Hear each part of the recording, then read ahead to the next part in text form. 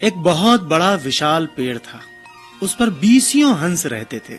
उनमें एक बहुत सयाना हंस था, बुद्धिमान और बहुत दूरदर्शी। सब उसका आदर करके ताऊ कहकर बुलाते थे।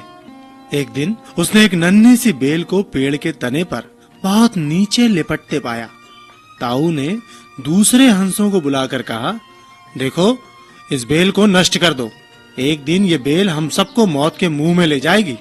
एक युवा हंस हंसते हुए बोला, ताऊ, ये छोटी सी बेल हमें कैसे मौत के मुंह में ले जाएगी?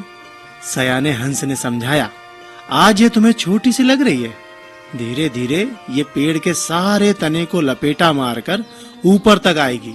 फिर बेल का तना मोटा होने लगेगा और पेड़ से चिपक जाएगा। तब नीचे से ऊपर तक पेड़ पर चढ़ने के लिए सीढ़ी बन जाएगी। कोई भी शिकारी सीढ़ी के सहारे चढ़कर हम तक पहुंच जाएगा और हम मारे जाएंगे। दूसरे हंस को यकीन न आया, एक छोटी सी बेल कैसे सीढ़ी बनेगी? तीसरा हंस बोला, ताऊ, तुम तो एक छोटी सी बेल को खींचकर ज्यादा ही लंबा कर रहे हो।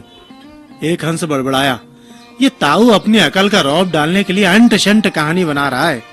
इस प्रकार किसी दूसरे हंस ने ताऊ की बात को गंभीरता से नहीं लिया। इतनी दूर तक देख पाने की उनमें अकल कहाँ थी। समय बीतता रहा। बेल लिपटते लिपटते ऊपर शाखों तक पहुंच गई। बेल का तना मोटा होना शुरू हुआ और सचमुच ही पेड़ के तने पर सीढ़ी बन गई, जिस पर आसानी से चढ़ा जा सकता था। सबको ताऊ की बात की सच्चाई सामने नजर आने लगी, पर अब कुछ नहीं किया जा सकता था, क्योंकि बेल इतनी मजबूत हो गई थी कि उसे नष्ट करना हंसों के बस की बात नहीं थी। एक दिन जब सब हंस दाना चुगने बाहर गए हुए थे, तब एक बहेलिया उधर आ निकला। पेड़ पर बनी सीढ़ी को देखते ही उसने पेड़ पर चढ़कर जाल बिछाया और चला गया। सांझ को सारे हंस लौट के आए। पेड़ पर उतरे तो बहेलिये के जाल में बुरी तरह फंस गए।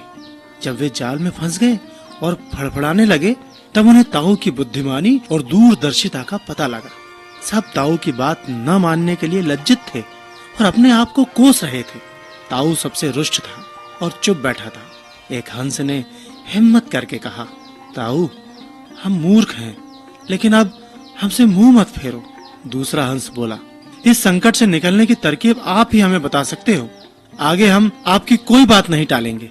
सभी हंसों ने हामी भरी। तब ताऊ ने उन्हें बताया, मेरी बात ध्यान से सुनो।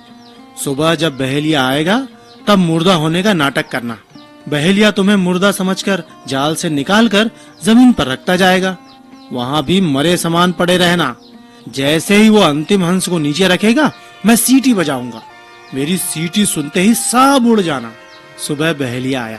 हंसों ने वैसा ही किया जैसा ताऊ ने समझाया था। सचमुच बहेलिया हंसों को मुर्दा समझकर जमीन पर पटकता गया। सीटी की आवाज के साथ ही सारे हंस उड़ गए। बहेलिया अवाक होकर देखता रह गया।